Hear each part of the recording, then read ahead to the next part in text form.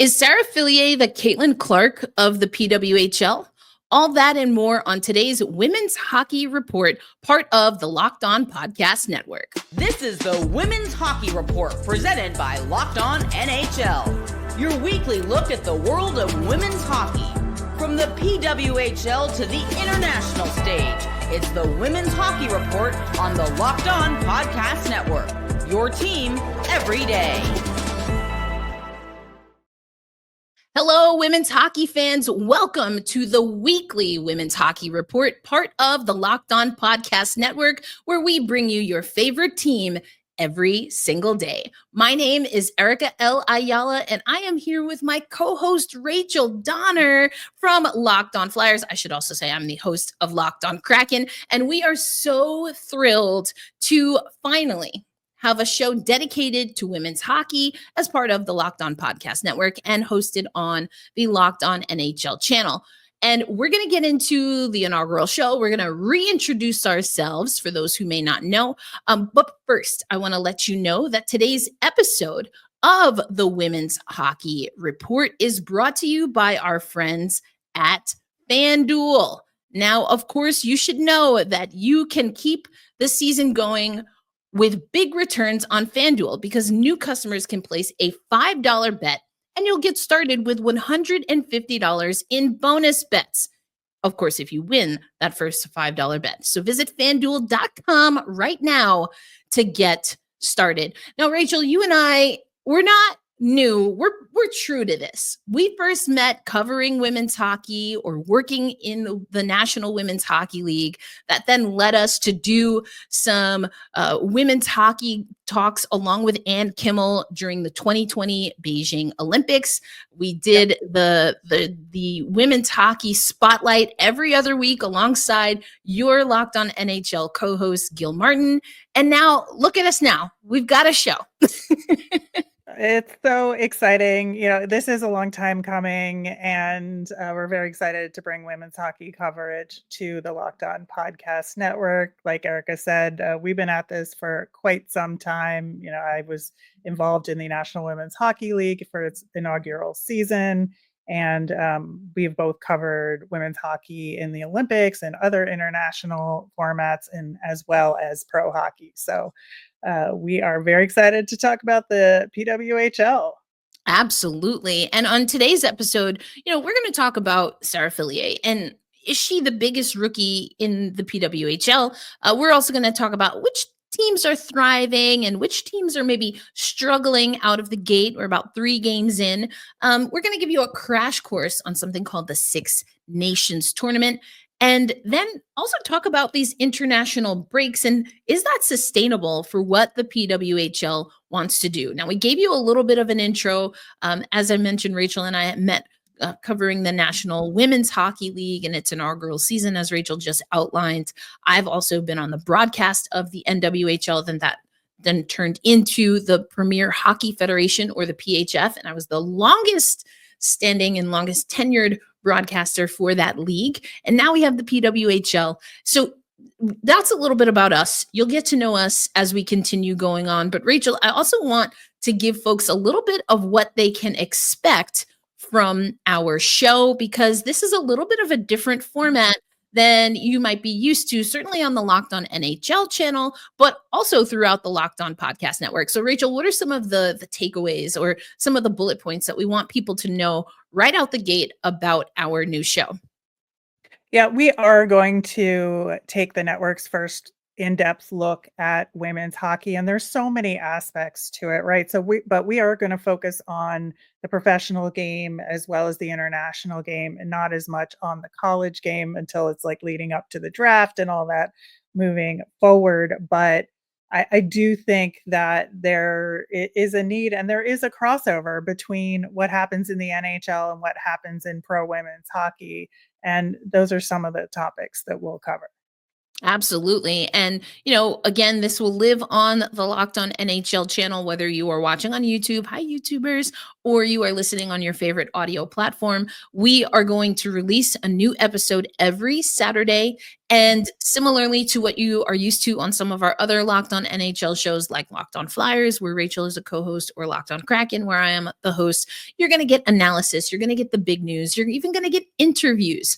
And so, we want to make sure that you are tuning in on Saturdays. We will drop that on Saturday mornings. We want you to subscribe to the Locked On NHL channel if you haven't already, and make sure that you're leaving comments specifically on the women's hockey show if that's what you're coming to the NHL Locked On NHL channel for. And of course, rate and review on your favorite audio platform. That said, we got the business out of the way, or like, I guess the company business out of the way. Now let's talk some women's hockey. And I love this hypothetical, Rachel, because I also cover women's basketball. I actually was host of Locked On Women's Basketball, which is something that we're aspiring to do, be it a 5-day-a-week show with multiple hosts, just like we see at Locked On Women's Basketball. So the big name in women's basketball, or just in sports overall, recently named Time Athlete of the Year is Caitlin Clark. But my question for our first ever full episode is Sarah Fillier the Caitlin Clark of the PWHL? Let's break this down. First, let's, Rachel, tell folks a little bit about Sarah Fillier and what she has brought coming into the PWHL as far as her resume. Yeah, so she was the captain of her team at Princeton, where she was definitely an elite player in there. And interestingly, her head coach there, Kara Morey, is a coach that has been a guest coach for the Philadelphia Flyers at their development camp.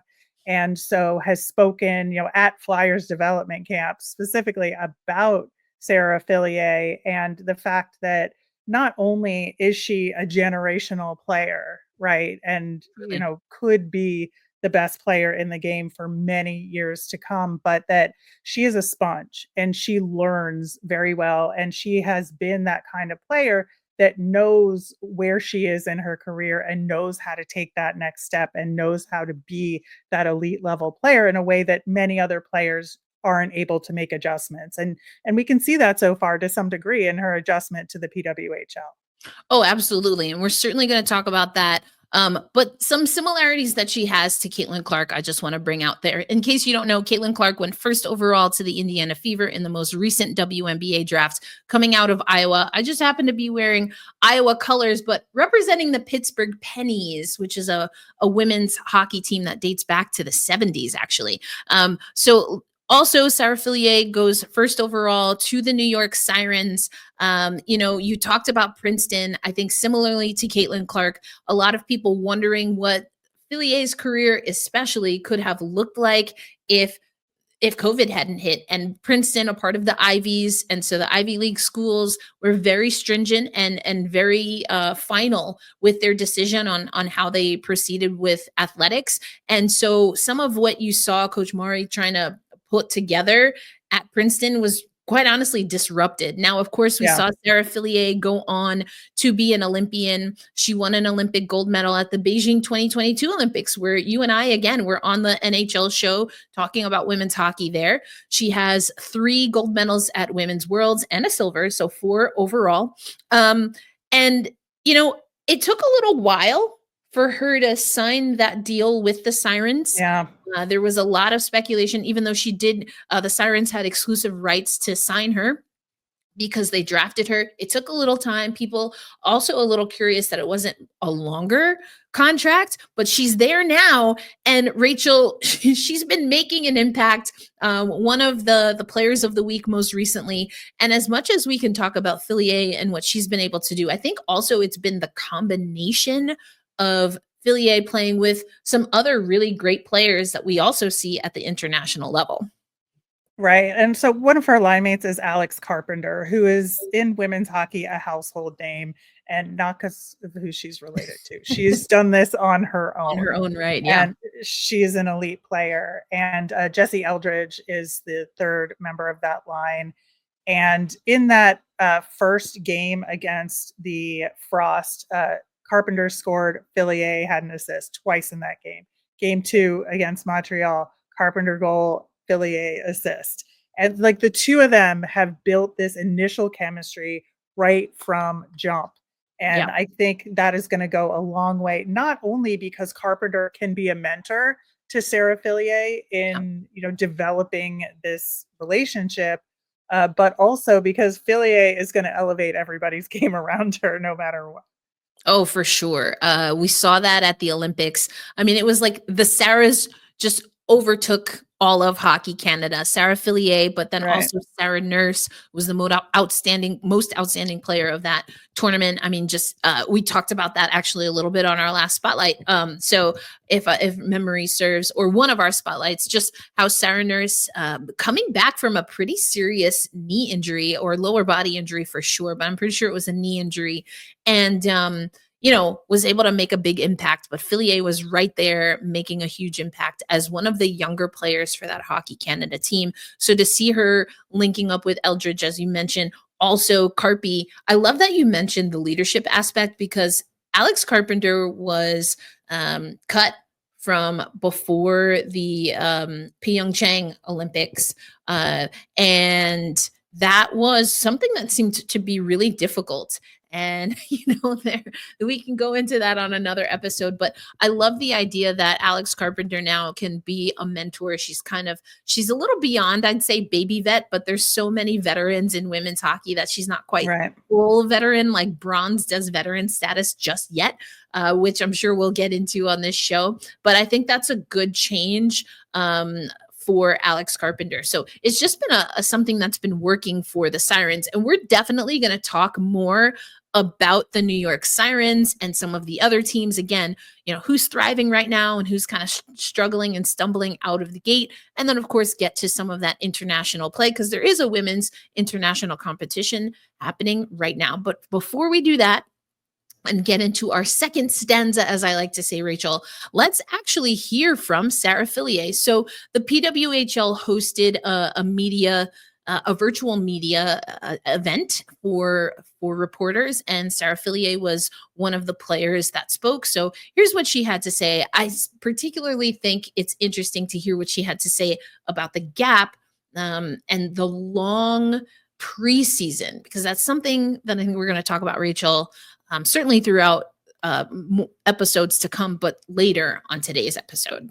It was a pretty long off season from the draft until training camp started, so a ton of excitement coming into camp and kind of being able to make an immediate impact in New York's lineup. It's been great playing with Jesse and Alex so far. It's nice when you can get on the board early and kind of get the monkey off your back with a few points and a goal. So it started off pretty well, and I think physicality was going to be a big thing coming into this year, and I did the best I could this summer to prepare for it. But I think when you go to new teams or new leagues, there's always some adjustment period, but luckily I've been able to have some pretty great teammates to help me kind of get through that learning curve pretty quickly in these 3 games. So Sarah Fillier talking about, Rachel, just that chemistry that she's had with her line mates, the adjustment to a more physical game, something that she did practice on, again, something that she mentioned was a long preseason and off-season leading up to the season. And, I think it's exciting to hear from a player of an elite level, again, has played at an Olympics, still talk about the adjustment that it takes, not just coming to a new team, but coming to a new league. But again, we're going to get into some of what's happening around the PWHL coming up on today's episode of the Women's Hockey Report. Today's episode is sponsored by Prize Picks. And if you love sports, you're going to love Prize Picks, the best place to turn your sports knowledge into real money. Whether it's hockey, football, or any of your other favorite sports, Prize Picks makes it easy to get in on the action. And here's why you need to get started today. You can win up to 200 times your money on Prize Picks, and You can also get $50 instantly when you play your first $5 lineup. There's no need to win. The $50 is guaranteed. PrizePicks also offers fun weekly promotions like Taco Tuesday, where select player projections are discounted up to 25%. So download the app today, use the code LOCKEDONNHL. You'll get $50 instantly after you play your first $5 lineup. That's right, $50 instantly. PrizePicks, run your game. Today's episode of the Women's Hockey Report is also brought to you by our friends at FanDuel. Get ready to tackle the NFL action with FanDuel, America's #1 sportsbook. Because right now, new customers can bet $5 and get $150 in bonus bets if you win. The FanDuel Sportsbook app gives you everything you need to place your live bets on the National Football League all in one place. So when you get a hunch in the middle of the game, you can check out the latest stats, view live play-by-play, and so much more on the same page where you place your bets. Just visit FanDuel.com to join today. You'll get started with $150 in bonus bets if you win your first $5 bet. That's FanDuel.com. Never waste a hunch and make every moment more with FanDuel, an official sportsbook partner of the National Football League, and of course, us here at the Locked On Podcast Network.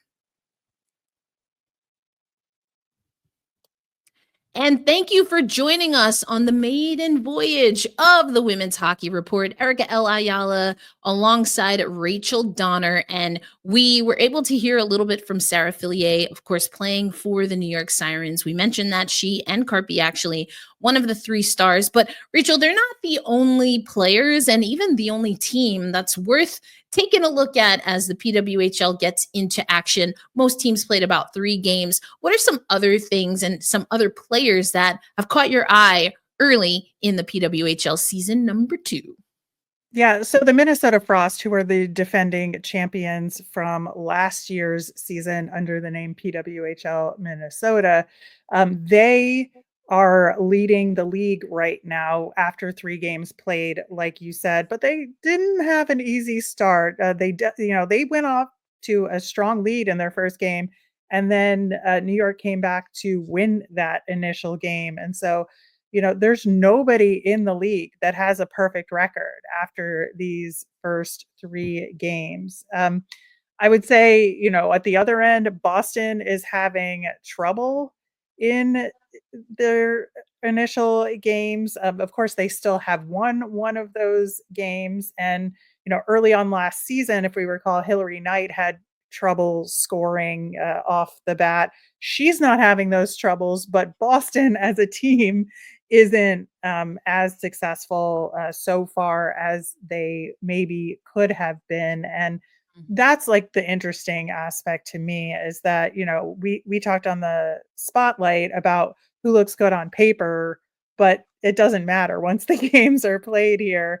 And you have teams like Boston with a ton of talent, Toronto with a ton of talent at the bottom of the standings to start so far. And New York, who was the worst team in the league last year, is hanging in there with the defending champions. Yeah, for sure. And I think what we're seeing is that the players are figuring things out, right? The coaches, the everyone, we're all figuring out the PWHL. And so I'm curious to see how these standings change, but I think it is telling, as you said, no one has a perfect record. Boston also had their struggles last year. You mentioned Hillary Knight, but I know that you also wanted to talk a little bit about Megan Keller. Yeah, I think it's interesting because if you look at, the top scorers in the league right now, Megan Keller is the second highest scoring defenseman in the league. Micah Zandy Hart from New York is leading that category with 4 points. But Megan Keller, I think, is like one of those players that you wouldn't necessarily talk about all the time, but she is such a huge part of the blue line for this Boston team and, can provide the leadership on the back end of this team. And I think, for her to be off to a really good start with 2 goals and an assist as a defenseman is a really important thing to highlight. Yeah, I love that you mentioned Keller. And I do think you're right that as a defender, Keller has been able to take on leadership roles, whether that's at the college level, the international level, and now in the PWHL. I do also know that Keller's game can be definitely heavy on the sandpaper. So Yes, I think, that is true. and that's what you want in a defender. And I think that there's a fine line that as Keller continues to evolve, as you said, as that blue liner and as a leader, that's something that I think is going to be interesting. There's this thing that we talk about in hockey at all levels, a revenge game. And I think we might have gotten a revenge game from Daryl Watts. Now, what's the sitch there? Tell folks what's the sitch and why it would be a revenge game, perhaps. Right. So Daryl Watts is on the Toronto Scepters, but played for PWHL Ottawa last season. Mhm. And looking at, getting onto the board, this year for her new team was really important. And especially because she was in the former PHF and played on the Toronto team, the Toronto Six, in that league, to kind of, in a lot of ways, come back home. But in this new league, I think it's just something important for her to make a statement. So she has already gotten that first goal on the board.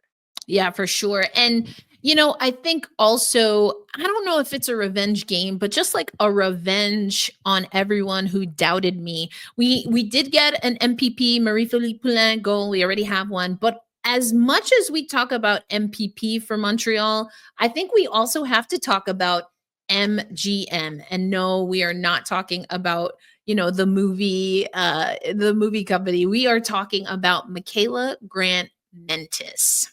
Yes, of course, she's another former PHF player that has been oft overlooked in the international game. I know that is a sore spot for you personally, Erica, Oh, but yes. for many of us, let's be sure. But so MPP got a jailbreak goal, which is a super cool rule in the league about clearing out your penalty box if you score a shorty. And she Yep. did against Ottawa to lead Montreal to that win over Ottawa.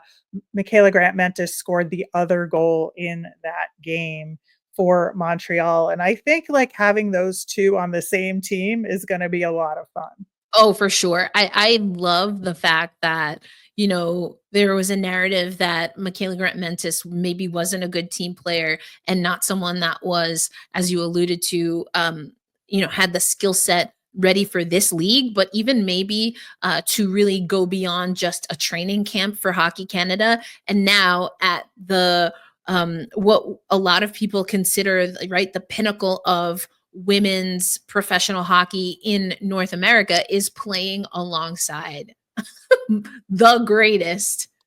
I don't know if it's really arguably the greatest scoring talent that we have active in women's hockey in Marie-Philippe Poulin. So MPP and MGM, now you know what those acronyms and what those initials stand for. And we can pretty much guarantee, Rachel, that we will be talking about that duo again.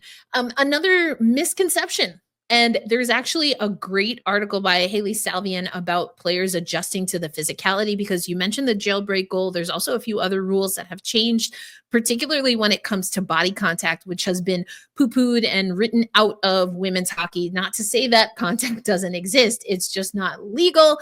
But we're seeing players adjust. Even we heard Sarah Fillier talk a little bit about that. But that does mean that disciplinary action it is still enforced, even though the rules are changing. There's still certain things, as you might hear at a hockey arena near you, you just can't do that, Rachel.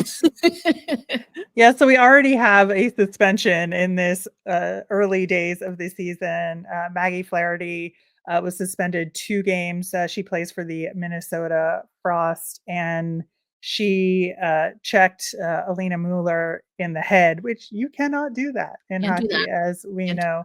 So, she got a minor penalty in the game, but then was given a 2-game suspension following that. So, we stretch the envelope in women's hockey as far as the physicality of it, but there are certain things, like you said, that you cannot do. Absolutely. But we also know that the women's game stretches beyond just the PWHL. We do have just a little bit, a scotch of NCAA news that we want to talk about, but we want to get you primed for the Six Nations. And it's a little bit of a change of name for those who've been around women's hockey for a little while. We'll talk about what that is and how, if at all, it's having a negative impact, perhaps, on the PWHL. That's coming on the other side. We are driven by the search for better, but when it comes to hiring, the best way to search for a candidate isn't to search at all. Don't search, match with Indeed. Indeed is your matching and hiring platform with over 350 million global monthly visitors, according to Indeed data, and a matching engine that helps you find quality candidates fast. One of the things I love about Indeed is that it makes hiring all in one place easy because you can avoid all that busy work. You can use Indeed for scheduling, screening, and messaging so you can connect with those candidates faster. And Indeed doesn't just help you hire faster. 93% of employers agree Indeed delivers the highest quality matches compared to other job sites, according to a recent Indeed survey. And leveraging over 140 million qualifications and preferences every day, Indeed's matching engine is constantly learning from your preferences. So the more you use Indeed, the better it gets. And listeners of this show will get a $75 sponsored job credit to get your jobs more visibility at indeed.com/lockedon. Just go to indeed.com/lockedon right now and support our show by saying you heard about Indeed on Locked On NHL. That's indeed.com/lockedon. Terms and conditions apply. Need to hire? You need Indeed.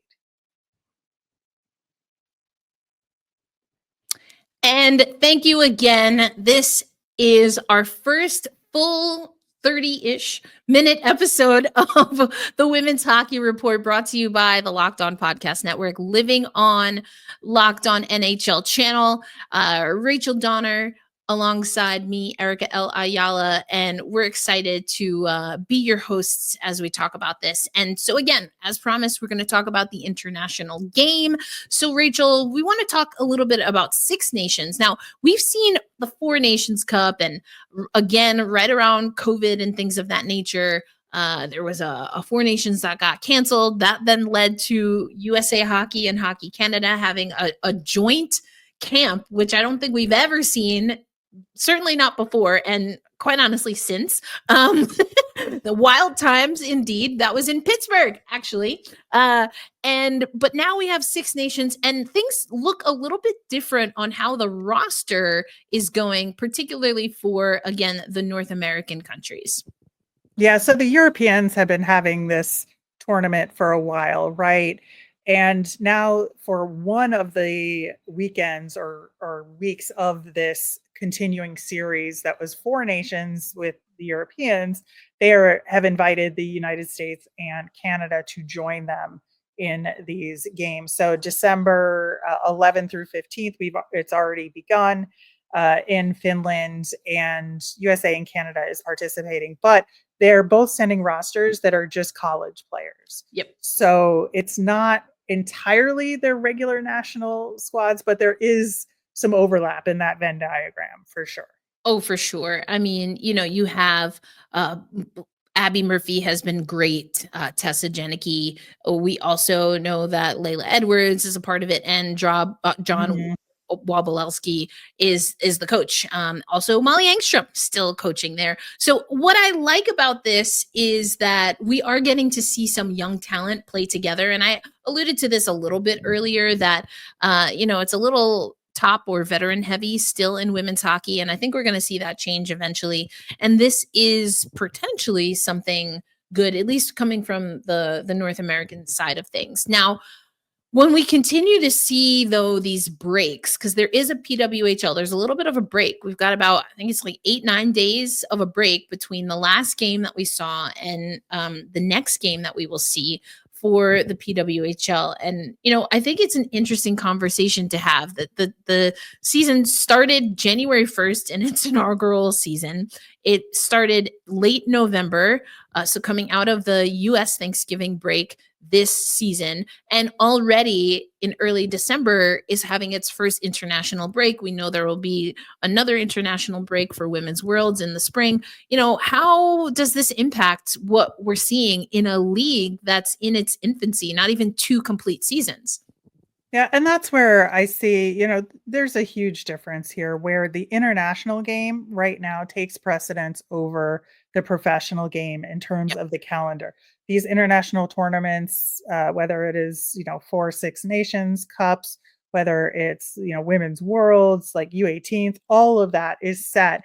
And the professional leagues have made a calculated decision to work around those dates in trying to build those relationships, and the pro league doesn't have the power yet to say, no, you should go around our schedule Right. this time around. And I think it is a little bit of a detriment to the PWHL. Let's, be clear about that, because, when you have a league that, to your point, has started a little bit late, and then 2 weeks into their season already has to take a break for international play. There's two other additional breaks that will take place over the course of this season. Most specifically, the one around Women's Worlds Yep. late in the season, which is around the playoffs, is, I think, the worst of the situation. Yeah. It's interesting to see, like, when do we think the PWHL will have the power to kind of determine their own calendar is a I big mean, question. yeah, or will they? Because we've seen that happen over time in the MNHL, just as an example, but also now we're seeing them revert back to that, to where now the NHL, and I think that's more about, I think it, if we have the NHL or Olympic conversation, uh, uh, uh, that's a lot about, yes, money and investment poured into players, and quite literally they're worth their contract size. And it's about rights. It's about ownership, being able to promote that players that are playing in your league are also playing at the Olympic level in particular, because the Olympic right holders, they pay a crap ton of money. And the NHL does not do that. So I can't imagine that the PWHL is going to do that anytime soon. But anyway, that's a whole, we can have a whole conversation about that. I agree with you. The break later is the most egregious. I also just think that the league starting so late doesn't make a lot of sense to me. And we were kind of talking offline, like, how much does football impact that? Baby, if you want to watch women's hockey, you're going to watch women's hockey. I just think that you do more damage by having now what is outside of the Olympics, Women's Worlds is the annual event in women's hockey at the highest level. It's the annual event. It's not the PWHL, it's not NCAA hockey, it's Yeah. Women's Worlds. And so now these athletes, who some of them are competing for a roster spot, especially in a season like this, right, Rachel, where the Olympics is right around the corner of the 24-25 season. Like, they are actively gunning for and trying to get Olympic spots. So to have them get into that mindset of what they want to do and their international aspirations, and then have to come immediately out of that to finish a pro season. Now you're thinking of, did you tweak something in the league that you're worried will transfer over internationally? So do you take an Right. international break, or do you take a pro break? And how does this, and then it's the same issue potentially coming out the back end, because as we've already talked about, yes, women's hockey is physical. So I don't know. I just think the scheduling, the timing is a little bit off. Will it get figured out? I think eventually.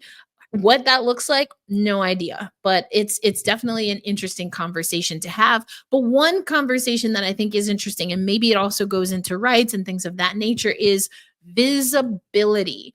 We know that you have to scour the earth usually to find women's hockey on television, women's sports overall. But we talked about Caitlin Clark in the open, right?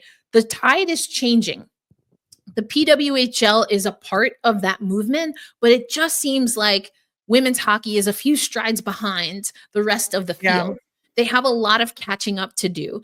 And when you have, again, I will say this as someone who's been on the broadcast, the quality of the broadcasts that we are seeing in the PWHL, we have never seen. And I'm including at that international stage.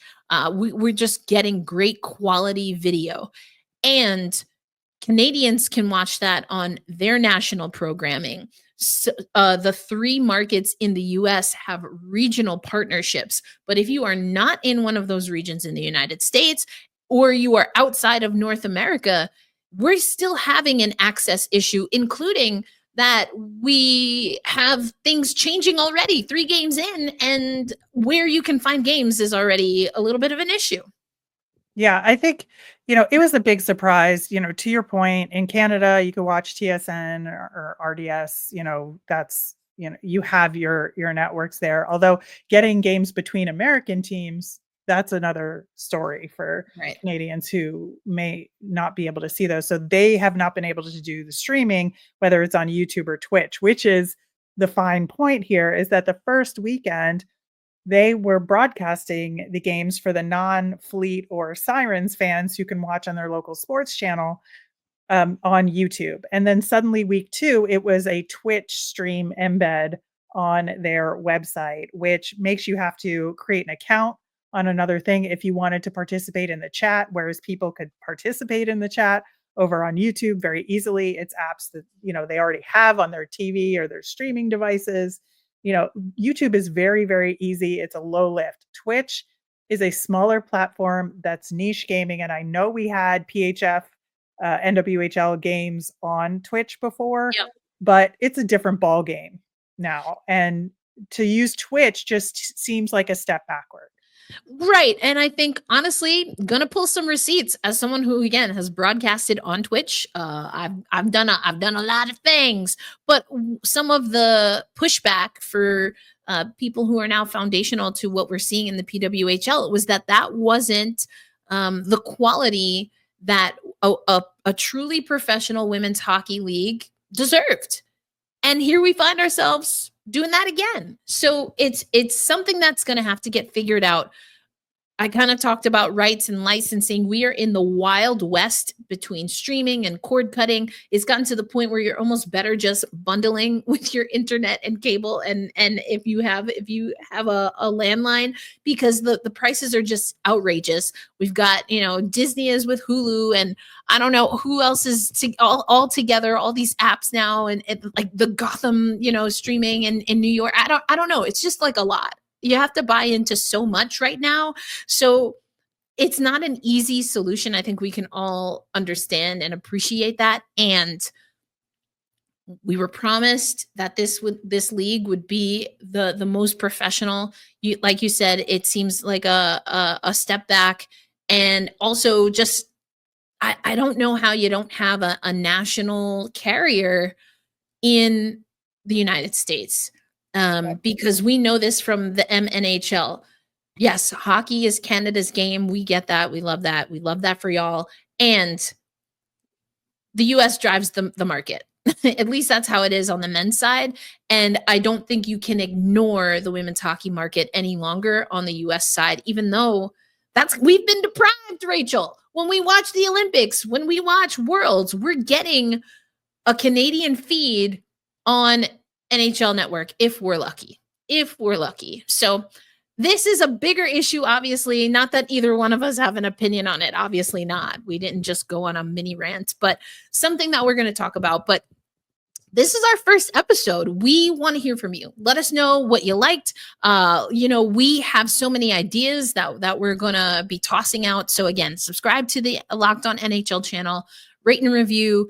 And we cannot wait to be back with another episode. And now that you listen to us again, make sure you listen to Locked On NHL, especially on Fridays, because you got Rachel, one of your co-hosts, right here. You can also listen to Locked On Fantasy Hockey, become a fantasy hockey expert, and get the edge over your league mates with daily tips from Steal and Flip. Find Locked On Fantasy Hockey on YouTube or wherever you listen to podcasts. Also want to put out a special little note. If you like women's sports, Locked On also has Locked On Women's Basketball. So that's another listen that you have to add to your queue. But for Rachel Donner of Locked On Flyers, I am Erica L. Ayala of Locked On Kraken. And together we make up your dynamic duo for our new show, Locked On NHL Women's Hockey Report podcast. We're going to have to figure out how to condense that a little bit, Rachel. There's a lot going on there. But either way, we're excited. We thank you so much. And we know that there's a little bit of a gap But make sure you're tapped into Six Nations. We've got NCAA games this weekend. And then we will be back next week on Saturday for another episode. Until then, peace out, everybody.